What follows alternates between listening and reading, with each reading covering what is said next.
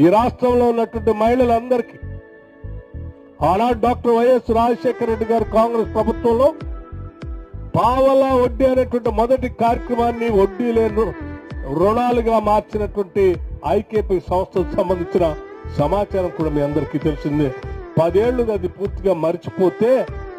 తిరిగి ఆలోచన చేసాం. రాష్ట్రంలో ఉన్న మహిళలందరికీ